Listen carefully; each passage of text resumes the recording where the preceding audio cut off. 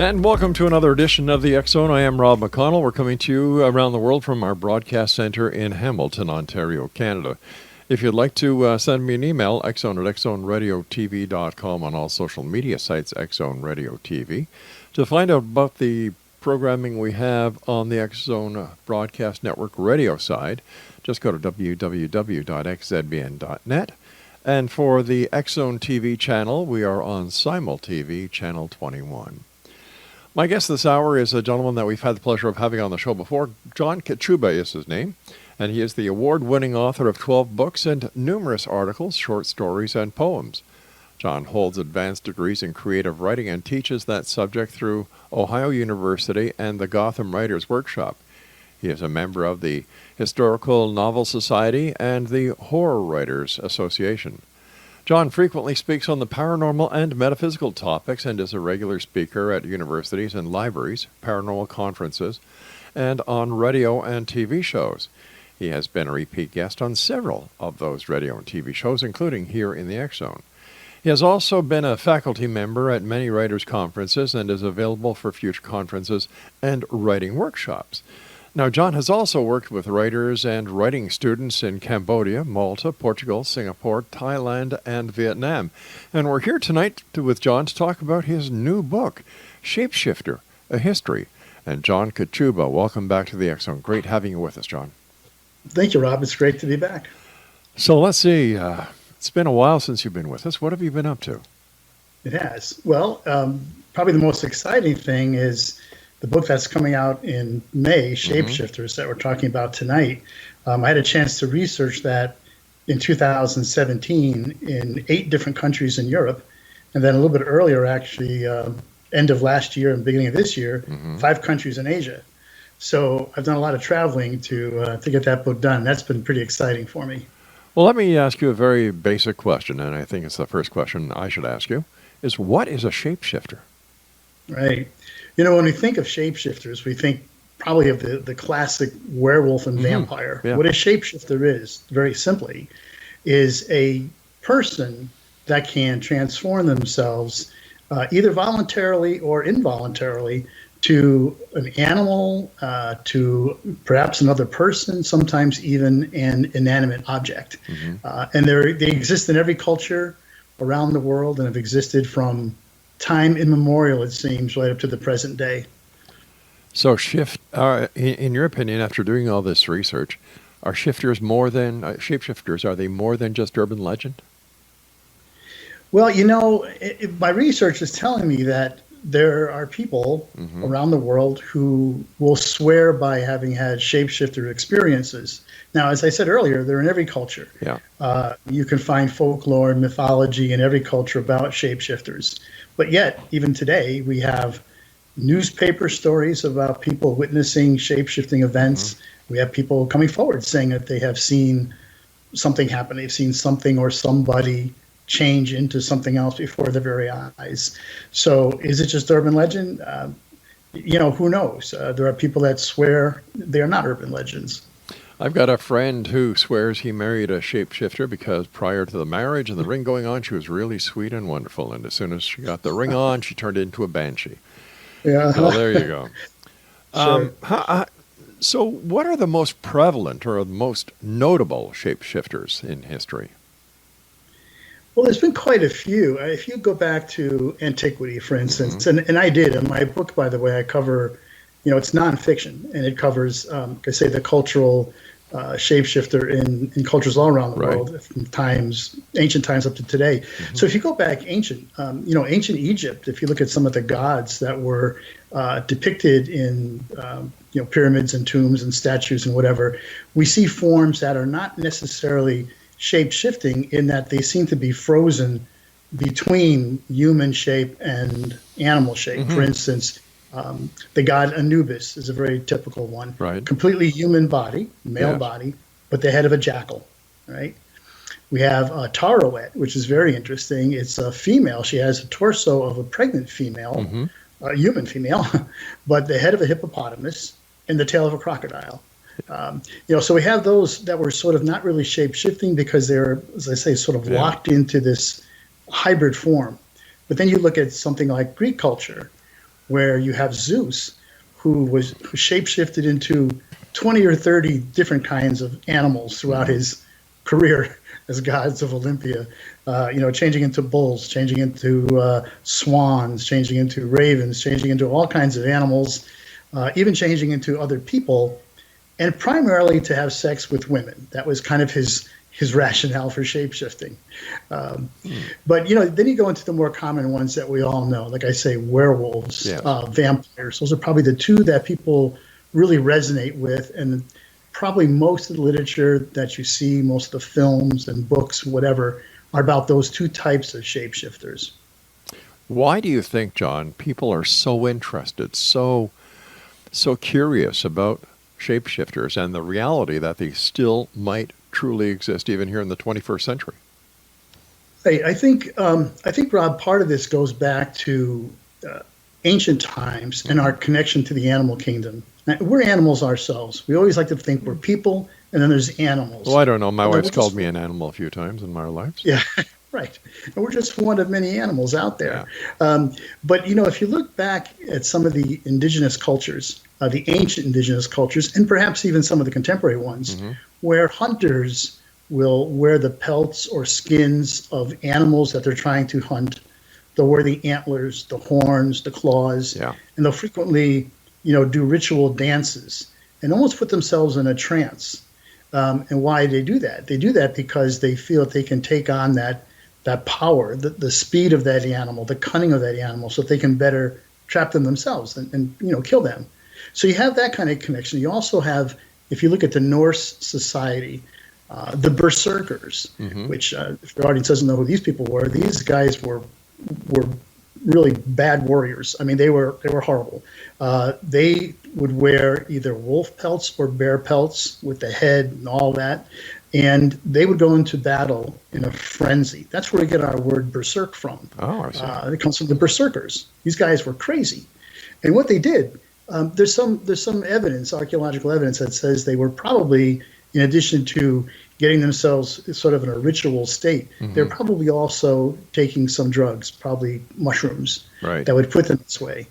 But what they would take on the personality of the animal. They were animals. And when they were in battle, you had to stay away from them, even if you were an ally, because they were so crazy in battle that they'd kill anything that came near them. In fact, the Scandinavian countries back in probably I'm guessing about the 12th century or so, actually had to outlaw berserkers because they were so dangerous. So we have this connection, we have this animal connection, and it's because we recognize some of the powers and abilities that animals have. So I think that's part of why we are attracted to the idea of shapeshifter, sort of being an animal again, in a way. But I think there's something else involved too. I think that for the most part, shapeshifters sort of represent our darker side. All of us are good and bad, we're moral, we're immoral, right? We're a mix of things. It's society and our laws and our sense of morality, perhaps our religion, that keeps us in line. That says you don't go out and kill your neighbor. You don't do that. You're not supposed to do that. But the shapeshifter allows you sort of that freedom, in a sense of a fantasy, to kind of indulge in those darker side urges, let's say. And I don't mean to actually go out and do it, but by watching a shapeshifter movie or something, perhaps you can relate to it that way. But also, I don't want to just harp on the darker side, because shapeshifters also can be something good. It could represent something that you are not right now, and something you desire to be, something better than what you are.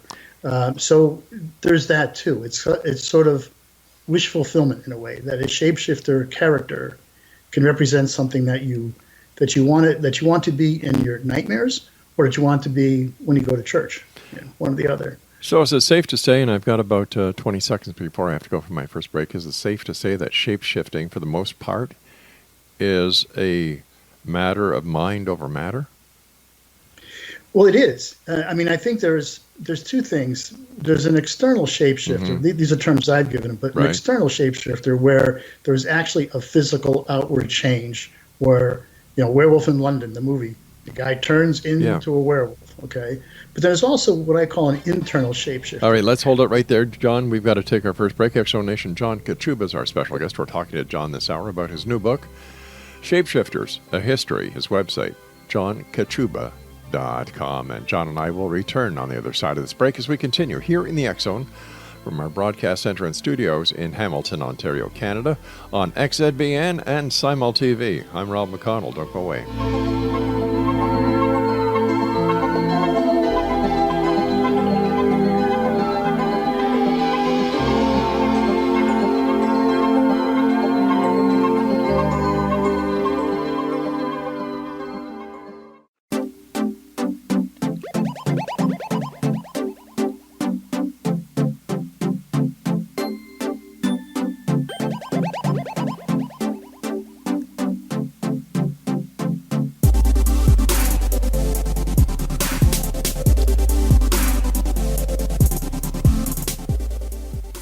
Exonation, there's something about a shapeshifter, a person who can transform into an animal, that captures our imagination, that causes us to want to howl at the moon or flirt through the night like a bat. Werewolves, vampires, demons, and other weird creatures appeal to our animal nature or dark side, our desire to break free of the bonds of society and proper behavior. Real or imaginary, shapeshifters lurk deep in our psyches and remain formidable cultural icons. Our guest this hour is John Kachuba, and he is the author of Shapeshifters, a History. Welcome back, John. Thank you, Rob. Were there shapeshifters in biblical times as well? There were. One of the most common examples is an involuntary shapeshifter. I can think of the story of Lot's wife, right, where Lot and his wife are told to leave the burning cities of Sodom and Gomorrah and not look behind them. And of course she does, and she's turned into a pillar of salt. That's shapeshifting. I don't think that was what she wanted to happen. It's an involuntary thing. But there are certainly other elements in the Bible. And in fact, one of the most interesting things is recent study by, I'm sorry, the name escapes me right now, but it's in the book, a recent study of some Coptic literature, Coptic, actually, papyrus that was found thousands of years old, that was just recently found. In translating this, it seems to indicate that Jesus may have been a shapeshifter. And I know that's not going to go very well with a lot of members of your audience, and I'm not claiming that that's true. Sure, we understand. I'm just saying that this is research now. Now, how would we explain the shapeshifting of Jesus into what? Well, for one thing, the way these scraps of paper translate, and I'm going to paraphrase it because I don't have it directly in front of me, but one said, describing him, was that they said, like, he's red at one time, white at another time, that he's old, that he's young. It seemed to describe him in various forms as a human, but various forms of humanity, which would indicate shapeshifting, because again, a shapeshifter can change into another human form. It doesn't have to be directly to an animal. Right. But one of the mysteries too is when there's after the resurrection in the Bible, it says Jesus is walking along the road to Emmaus. No, he's not. I'm sorry. Two of his disciples are walking along the road to Emmaus, and they're talking. This is after Jesus has died, and they don't know that he's resurrected. All of a sudden, they say he appears in their midst, but they don't recognize him. Now, they just spent, 2 or 3 years in his ministry, following him all around, living with him day in, day out. And only shortly after his death, he reappears to them, and they don't recognize him. So people are speculating, though, why didn't they recognize him? Was he in a disguise, in a sense, that he shapeshifted into another form for himself? Another thing, too, is at the Garden of Gethsemane, when Jesus is arrested by the Jewish police, the security police, basically, Judas says to them that you'll recognize him by, I'll kiss his cheek. You'll recognize him by the man that I kiss. And again, what is this recognition factor? He was well known to everybody. Why would they not be able to recognize him at the time? So there's speculation on this. And as I say, there's a lot of room for controversy here. I'm not, it's interesting though. It is. Why did you decide to write a book on shapeshifting? It was kind of a sort of a next jump for me. I had already written 5 books about ghosts and hauntings. Right. Yeah, and in reading that, especially in reading literature about Japanese ghosts, I found that Japanese ghosts are frequently shapeshifters. And I sort of got interested in that aspect of it. Like, well, that's interesting. Why, why is that?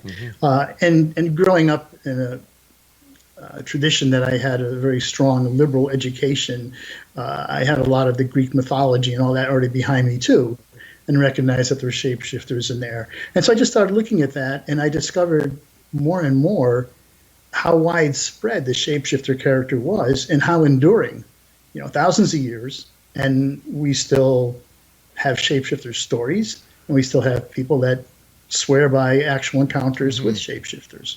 Is it possible that the term shapeshifting can be applied to the transition of a physical person into a spirit? Well, I think that's part of the way the Japanese look at it when they talk about Japanese ghosts. And yeah, I would agree to that. And that actually becomes very theological again, doesn't it? It does. If somebody dies and you're of the belief that they become spirit, well, that is definitely a transformation of some kind. That is shapeshifting. You may not see that spirit or anything else, but it's there. Right, because back in the olden days, the people really didn't have any concept or actual idea about physiology, what happens at a time of death. Well, neither do we to a certain extent, but we're certainly more ahead than we were back then. And is it possible that this where the concept of a ghost actually came from the transition of the physical transitioning or shape-shifting into a spirit?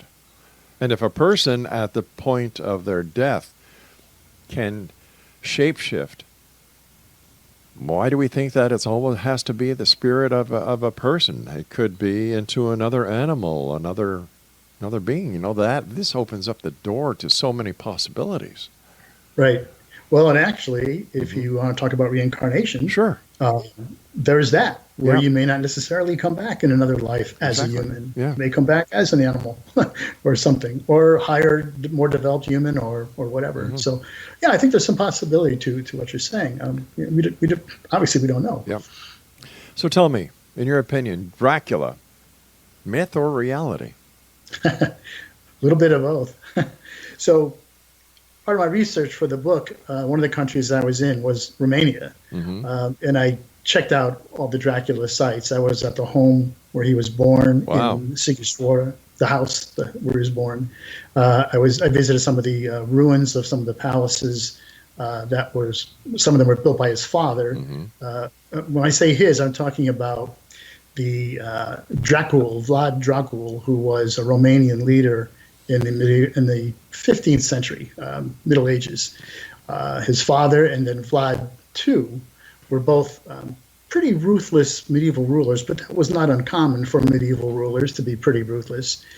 But we visited the sites that were important to Vlad too, so some of the palaces and things like that. And I also went to his tomb where he's buried. And the reason why I bring him up is because he is believed to be the model for Bram Stoker's Count Dracula when he wrote about it. There's really no indication that says Vlad Dracul was a vampire, but he was a pretty bloodthirsty person.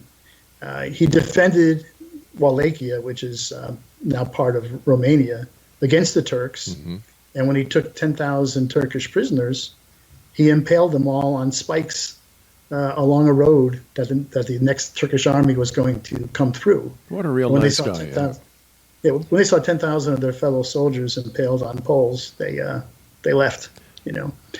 So there's stories that grew up around him being not only bloodthirsty, but maybe being something else. And Dracul, Dracul, which was their actual family name, in Romanian translates to the devil. So really, that.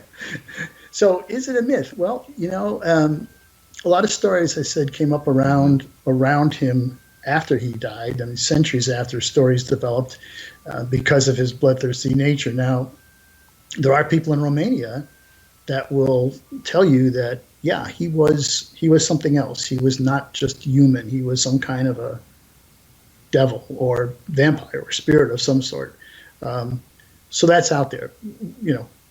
There, You don't know. you just brought up something very interesting. Can Yeah. shape-shifting be applied to a person who is unpossessed, who becomes possessed?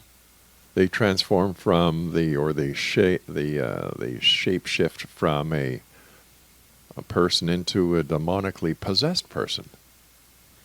Well, I don't. I think it's possible. One thing that does happen, if you look at all the literature about shapeshifters, I started mentioning a little bit earlier, there's voluntary shapeshifters Right. and involuntary shapeshifters. And the voluntary ones are the shamans, the wizards, the witches, whatever you want to call them in society, that were able to, that had the power to do Right. it, that can change themselves. The involuntary ones were the ones that were frequently cursed by those same people sometimes. So we think of a werewolf, right? Every time the full moon comes out, he turns into a werewolf, despite he doesn't do that voluntarily. It's a curse. You think of even some of the fairy tales, like the Frog Prince. This poor guy's turned into a frog, by Right. a witch. Beauty and the Beast. You know, the Beast is not a beast; he's a prince that's turned into it again by a witch, a curse. So there's that. So if you can curse a person to become something other, an animal or whatever, why couldn't you curse them, I suppose, to be possessed? Although that term possession is a little bit, it's fraught with different meanings. I mean, a lot of times It we're is. talking about somebody who really has some kind of diabolical entity that has entered him. Well, But that would change him, wouldn't it? It That would would. certainly change him. all right, stand by, John. You and I have to take our break at the bottom of the hour for the news. Next on Nation, John Kachuba is our special guest this hour. www.johnkachuba.com. And John and I will be back on the other side of this news break as we continue talking about shape-shifting here in the X Zone from our broadcast center and studio in Hamilton, Ontario, Canada. I'm Rob McConnell. Don't go away.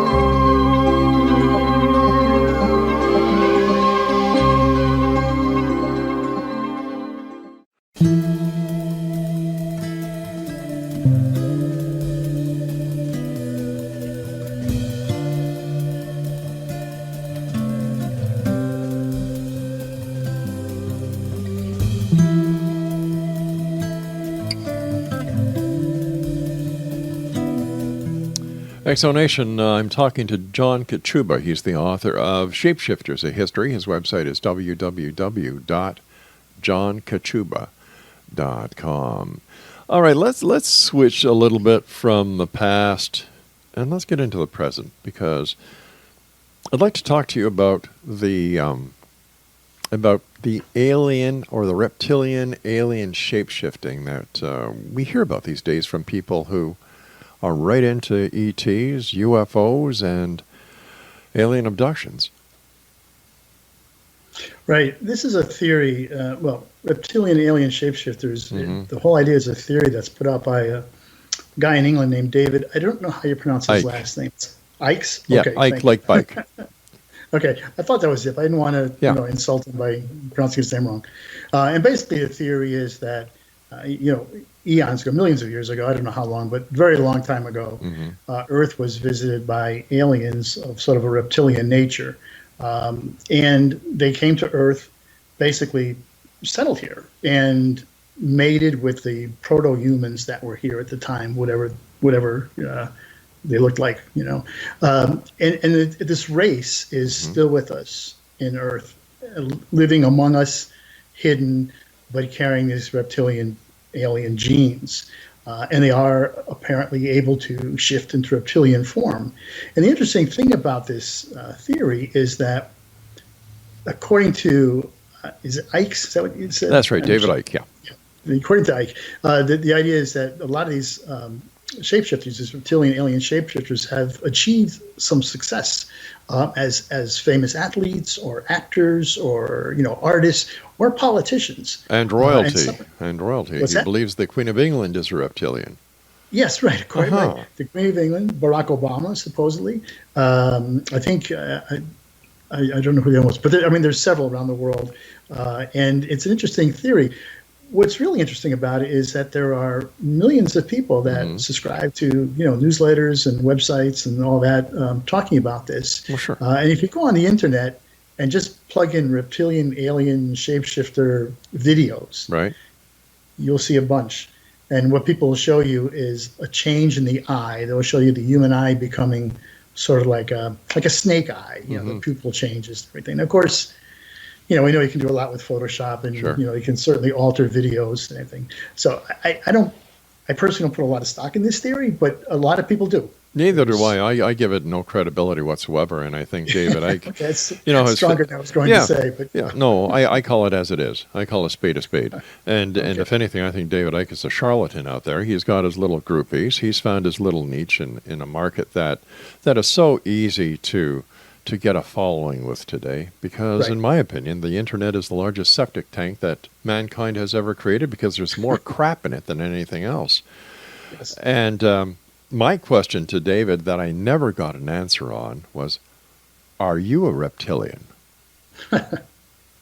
Well, That's good point. Yeah. How does he know so much about it, right? Well, the person who writes nonfiction creates, has a creative imagination and can write about anything, create his own characters, and he knows it better than anybody else. And I think this is what happened with David.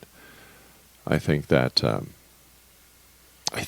he decided that this was a little niche. The aliens were taken, the Greys were taken. So why don't we come up with a different race? Unfortunately for David, there is no scientific evidence whatsoever to give any of his theory any credibility. Right. So it's rather sad to see so many people being taken by such a vivid imagination. And, I've often wondered what that tells us about society. Are we that desperate for an alternative that we're willing to accept anything? Oh, well. Yeah. I mean, I think in some ways that's sort of where the shapeshifter comes in too. Yeah.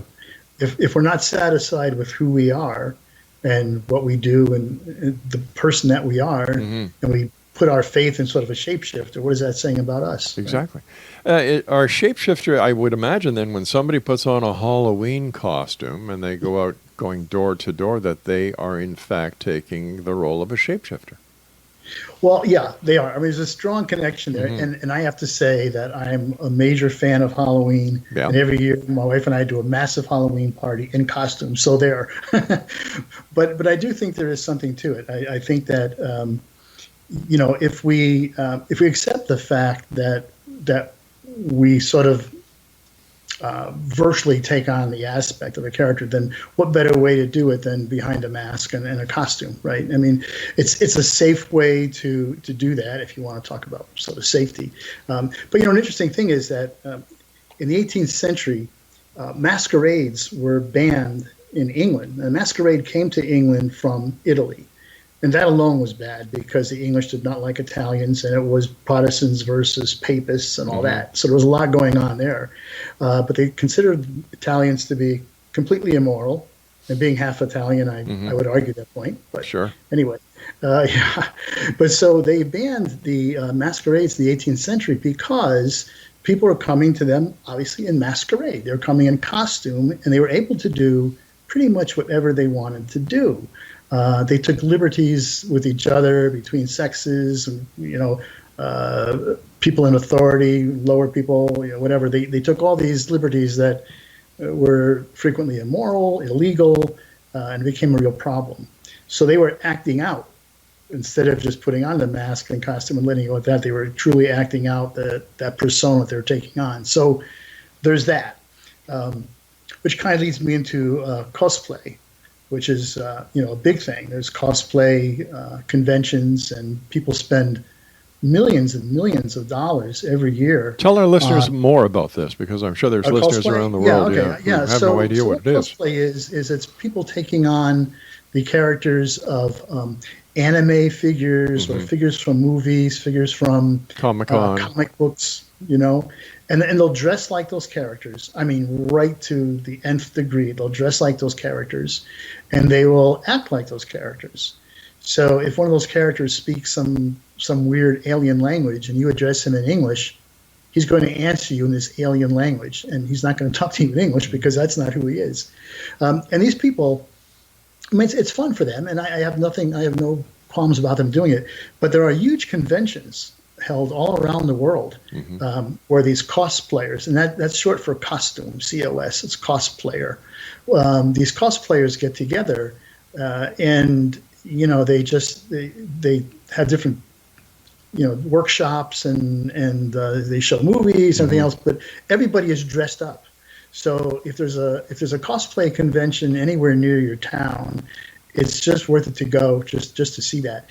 But it's a whole subculture that's developed, and it's relatively harmless. I mean, I don't see any harm in it, although some of it has gotten to the point where cosplay has moved into more the pornographic end. I see. Well, isn't it safe to say then, for example, Patrick Stewart in real life, when he plays Captain Jean-Luc Picard and dons the uniform of a Starfleet officer, that he is in fact a shapeshifter? Well, he is, and he's in that role. But I think the difference with him, and maybe it's the same thing as a cosplayer, but I think when he takes off that uniform at home, that costume, I think he's not that character anymore. Cosplayers, I'm not sure, because in addition to that, there's games they play and everything else, and there's magazines they get and newsletters, and they're really into that culture more. But they are, in fact, acting. All right. So what about these people who partake in the War of 1812? They get fully costumed, and they make sure they have the right kind of rifle, and they want to look the same. Isn't that shape-shifting as well? Yeah. Oh, yeah, absolutely. I would say so. I mean, they're historical reenactors is what they would call themselves. And that's fine, but they certainly are shape-shifting. And in the true sense, because, again, it's not just the uniform. Yeah. But, the hardcore guys that do this and women that do it, again, they use equipment and everything from that time period. They cook food from that time period. They live in tents or whatever from that time period. So they're very much into that. So can we also say that people who partake in virtual reality games online are also shape-shifting, except they're just using the digital version instead of the costume to become shapeshifters? Yeah, I think you can make a case for that too. And that to me is more what I'd call the internal, because obviously you're not turning into some superhero when you're sitting in your chair playing the game. But to them they are. Mentally, they are. Yes, right. Mentally you are. Yeah. Right, exactly. So what are we saying here? That we're looking at something that could be a danger in society when you've got these people actually believing there's somebody else and they're escaping reality using costumes or using the digital world, virtual reality. Are we seeing a trend that we're getting more to the woo-woo side of reality than the hardcore basic reality of looking at the problems and saying, this is how it's solved, but it's easier to run into a costume? Yeah, well, I think there's two things there. I think to your second point, your last point, I think, yes, I think for some people it is easier just to say, I can't deal with this, so I'm going to go into costume and go into a fantasy world. All right, is there a danger? We're going to let you talk about the second part when we come back from our final break. Okay. Exonation, John Kachuba is our special guest. His book is Shapeshifters, A History. His website is johnkachuba.com. And we'll be back as we wrap up this hour here in the X Zone on the X Zone Broadcast Network and Simul TV. On the other side of this break, don't go away.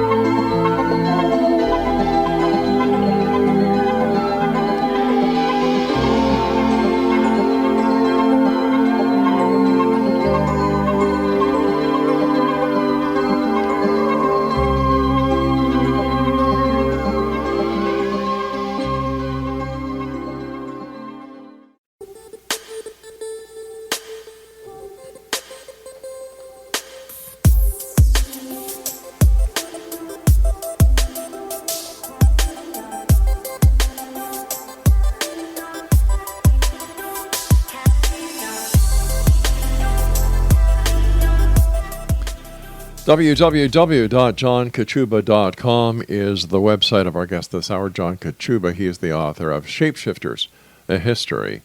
First of all, John, I want to thank you so much for coming on the show. Congratulations on a fascinating book. I wish you much success, and it's great seeing you again. It's been quite some while. In fact, the last time you were on, I think we were talking about ghosts, if my memory serves me correct. No doubt. Are you still involved in the world of the paranormal at the ghost level? Yeah, I am. But as I said, I'm sort of expanded, because shapeshifters, and I don't know where I'll go from here next. Yeah. But yeah, still there. So when we look at the world of shapeshifters, do you get reports from people who read your book and say, hey, listen, I don't know if you know this, but I saw somebody shapeshift, or I'm a shapeshifter. I can turn myself into whatever. Well, the book isn't out yet, so I haven't had those kinds of reports directly from people. But again, as I said, there's been a lot of newspaper accounts of people saying that they've seen people shift, and it's happening, in other areas, I suppose. But. Based on your research, how can we tell if somebody is being real with us when they talk about shape-shifting and not just making it up? Are there any red flags to watch out for? Wow. That's the same question that I asked every time I was doing investigative work for my books about ghosts. Mm-hmm. How do I know somebody is actually telling me the truth and not just, going? And to be honest, I'm not a detective. I don't know. I mean, what I try to do is when I hear a story is I just try to research as much as possible to see, well, okay, this person said they saw a shapeshifter or a ghost or whatever. Have other people seen it before? Are there other reports someplace, written reports, or anything that would sort of back up that story, some other documentation? Even then, I don't necessarily know if that individual person who was talking to me is being straight with me, but at least I might be able to find something to back it up. And I was really careful that when I wrote, well, actually all my books that I wrote, to try to make sure that I had some backup. So I just didn't rely on one person coming to me saying, hey, I saw a ghost yesterday, or I saw a shapeshifter, because it's too easy to do. Anybody can do that. So I tried as best I could to make sure I had some corroboration. What's your favorite shape-shifting story? Well, there's one that just came out. It was 2014. I think I may mention this. It's from Nigeria, and the story is that there were villagers in a small town in Nigeria, a small village, and they saw 3 black birds flying over their village just around daybreak. And next thing they know, in their midst is this old woman. She's 90 years old, and she was wearing black. And she said that she was one of those birds, and that she said she was a witch, and that she was flying back from her coven, and that as she was flying back with the other 2 birds, who I assume were also witches, she got lost on her way back home. And because of that, she was out until the morning, till daybreak, and she lost her powers. She lost her witch powers, and so she reverted back to her form again as an old lady, a 90-year-old lady. I like the story because villagers swear by it, and it made the newspapers in Nigeria as a legitimate, like, hey, this is an incredible story, but not like, oh, this is a wild story. It's like, no, this is a true story. That's how it was reported in Nigeria. Which doesn't surprise me, really. A lot of indigenous cultures, it's straightforward. There's not a lot of research, but you tell me this happens, it happens. But the interesting thing, too, about this little postscript to that story is that for some reason, when the villagers were talking to her and asking her about where she came from and all that, she admitted to murdering her husband, just sort of out of the blue, like, I'm a witch, I'm lost, and, oh, yeah, by the way, I murdered my husband. So a very interesting shapeshifter story. To say the very least. How about in Native American folklore and legend? Are there shape-shifting examples there? Yeah, probably the most well-known one is skinwalkers, which are common among the Diné people, the Navajo, the Southwest. And skinwalkers basically are shamans. They're wizards or witches. It could be female, who take on the form usually of an animal, but it can sometimes be another person. And they're malevolent. There's nothing nice about them. When they take on that form, their reason is to injure or kill somebody, and it's usually revenge for something done to them. So they are widely feared by the Dene, and as well as some other Native American peoples in the Southwest. They won't even talk about skinwalkers.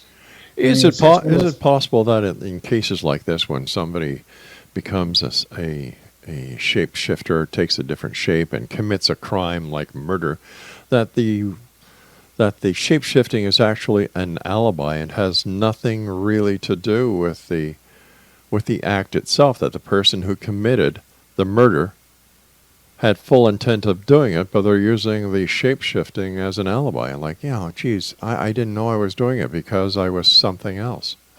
Sure. I mean, it's possible. There's a lot of cases about lycanthropy, people claiming to be werewolves. Right. And in my book, I've got maybe 6 or 7 cases of people who went out and murdered, several individuals over, this is a couple of centuries, mostly in France, Germany, wherever, who killed several individuals and, would eat them and everything else, and claiming that they were wolves. And even locked up in institutions, he'd be crawling around on all fours, claiming to be wolves. Now, is that just a way out? Claiming insanity? Is that a way out of? Is that a defense? Yeah, could be, sure.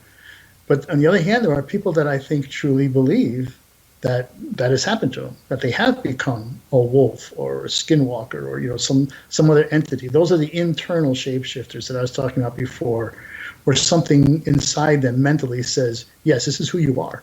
Oh. Even though they look in the mirror, they don't see a wolf. No, I'm sure it's something inside mentally when it comes to that kind of act.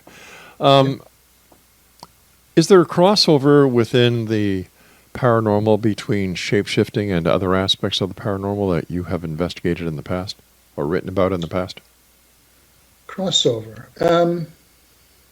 Let's take Bigfoot. Nobody finds a Bigfoot. Is it possible that Bigfoot is a shapeshifter? Well, I don't know. I'm not really a Bigfoot, professional, but right. I suppose it's possible. I tend to believe that Bigfoot is just some species of animal that has just evaded us for centuries, right. And that just turned out to be some other ape or something that we don't know about yet. But what would you like to tell the listening audience of the X Zone Nation now about shapeshifting, and also tell them where they can get a copy of your book? Sure.